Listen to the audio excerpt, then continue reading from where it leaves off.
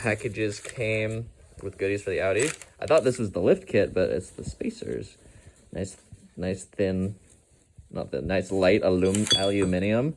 We got our 20 millimeter, which is not marked on here. Oh yeah, there's 20 millimeter and 30. That's pretty sweet. We can start spacing out those and see what that looks like on the car this weekend. We got new injector O-rings that conveniently came one O-ring to a box, so that's cool. And a little clippy. And I also got, well, new bolts to go with the spacers because they're longer, which is sweet.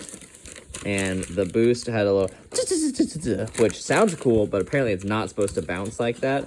And that's symptomatic of this pressure spring in here that lets off pressure. This is not a blow off.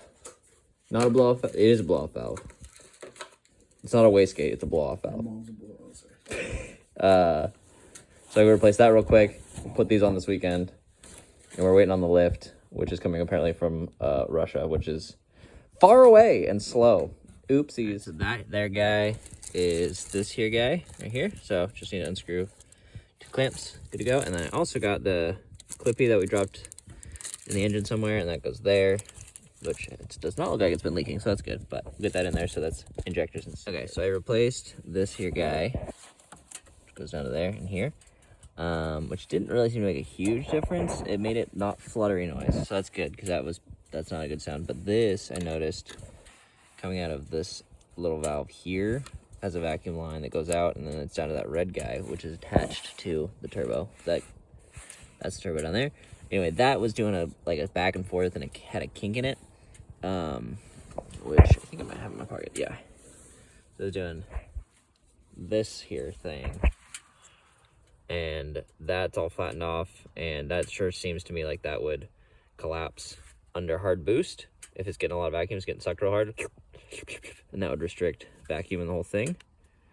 I could be wrong, but it doesn't seem good. So I put in a T right there and blocked off the back side of it.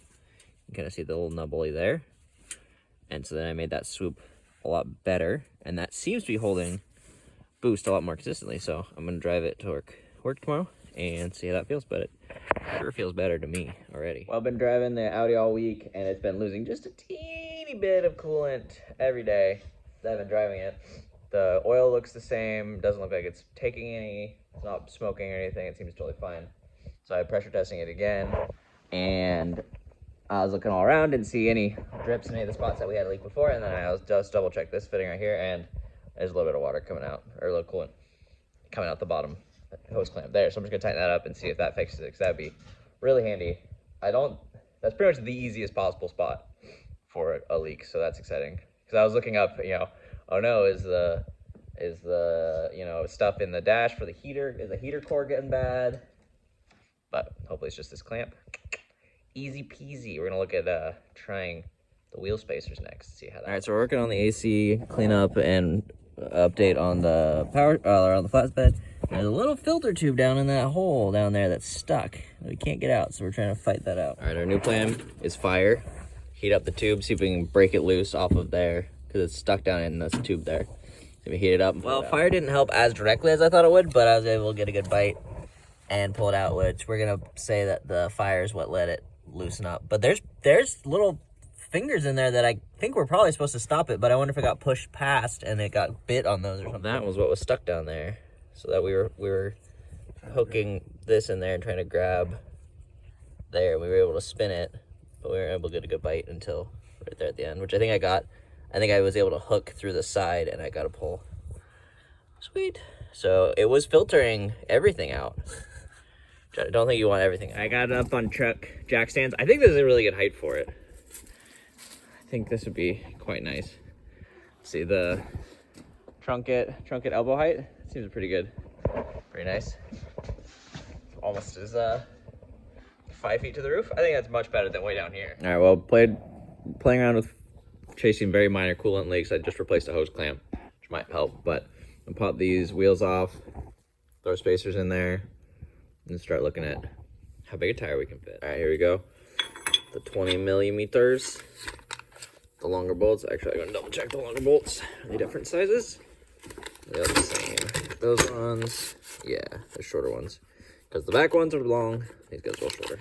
Well, that's a 28-inch overall diameter Range Rover tire that we found. And that pretty much entirely fills up the wheel well. So that's seems to be, without starting to cut stuff, it's got to be the tallest overall we can fit. That's how much room we have with the 25s that are on there now. So unless we start cutting, that might be our limiting diameter. So back under there, you can see the green spring here and the shock inside, and all of this thread here is adjustment, which it also goes up there further. But this is adjustable coilover. So I think we're supposed to theoretically have a tool with like a C shape with teeth that fit in here. But I'm gonna try a punch, see if we can back it off and get that down most of the way to get us some lift, some additional height off the get-go. Hacking it together. It worked decently well with the pry bar. It kind of chewed up one of those teeth to get it started, but after that, we're dropping it down. It was up there. Now we're down here, and we're going to see if we can get it down to the bottom here, which is already going to be, I don't know, what is that? I guess I should have measured it. A couple inches. Inch. Just now already? No, overall. If I go all the way down. 3 inches. 4 You inches. don't even need a lift now. Just base it and put big tires. All right, I got this down so I can hand loosen it, and now that it's a little small spring and a big spring, so I guess that's to make it progressive. So I can turn this by hand now. So I think, and this is hand squishy, so I guess I'll tighten it up until that's firmer again, and then lock it in, and then make the other side match. All right, that's nicely stanced there. This guy sits out further, so we get a 30 millimeter. I'll get those lined up and bolted in. We're gonna wait to lower this spring because we're a little less confident, actually, having double checked how this works, that this will actually lower it without blocking the whichever way it goes, without pushing the mount down. This might just make the spring more bouncy and not actually sit us any higher. So we're gonna test the front with how we did it and see if that's actually changed anything or if it just makes it bouncy. But we figure we gotta put the spacers on anyway. Oh yeah, look at that. Just peeking out past the fender. It's gonna look so good now.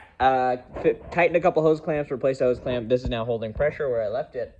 I think pretty dang close.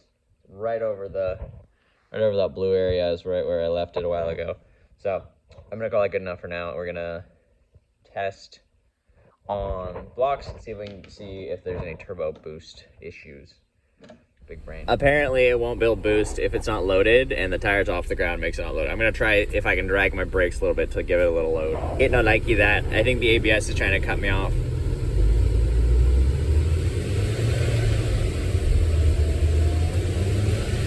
Alright, so setting this back down, that is lower than it was and nicely stuffed in here. It looks some guys would pay extra for that.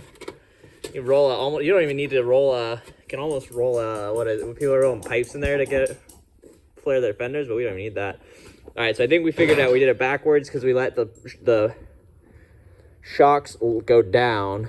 So now to sit at the same height, the whole thing can sit lower. So we're gonna try lifting it back up, pushing those orange lock nuts up, so that to sit at the same height, the whole thing sits higher. Okay, I raised that up a bunch, as you can probably tell, and so now this is 3 5/8 off of the bottom of the threads. This is now much more compressed. This little spring and the big spring is sitting up there. I'm imagining that's a little bit compressed, but I think it's mostly taking that up. So I think that's going to hit our small bump, a little squish, squish, squish. But I think it might make it sit higher. Well, no idea how it's going to ride, but that's sitting on blocks. Now we have a ton of clearance. We went from being completely stuffed up there, so that's very interesting. Okay, so with our scrunched up lifty bit, we're sitting 4 inches higher here than we were because we were buried. So we lifted the green shock back there, that gold bit. We moved that up 2 inches, which moved this tire distance up. Tire defender 4 inches gap now. So we could go bigger, but that guy here is right above the middle of the tire. So this is the kind of the spindle thingy that the control arms go back and hold everything together. So that's gonna get in the way. So you can't really go more than, this is about 1.25 inches here. So you can't really go more than 2.5 inches total diameter, or else we're gonna run into this. This stuff will stay together because this isn't on the springs, so that'll stay. That distance shouldn't really change. And then this guy back here is pretty much right at the back of the tire, so you can't really go much wider either. So I think the plan is, so regardless, since we don't have our lift spacers yet, we were double checking this, but this is good because now we know that we're limited by this wishbone, not by our overall lift. Unless we want to start getting crazy and grinding stuff, but that's a bad idea. That's a bad idea. So I think we're gonna look for a similar width of tires. So these are 205 millimeters. So the 205 is the width, 205 millimeters. 55 is the aspect ratio. So 55% of 205 is this rubber width. 16. So we can go about 2 inches wider, which that I think pushes up to 205 70 16s. Will give us a little more rubber width and look for some all-terrains and make this more aggressive. And then once we get our lift spacers, we can back the gold spacers back there off and get that spring less compressed, and that way it'll have a little more soft squish, I think, so it'll ride better. So I think this was a worthwhile exercise. And look how tall it is. It's crazy. And the back is, well, it's lifted. It's sitting on blocks in the front still, but the back's all buried.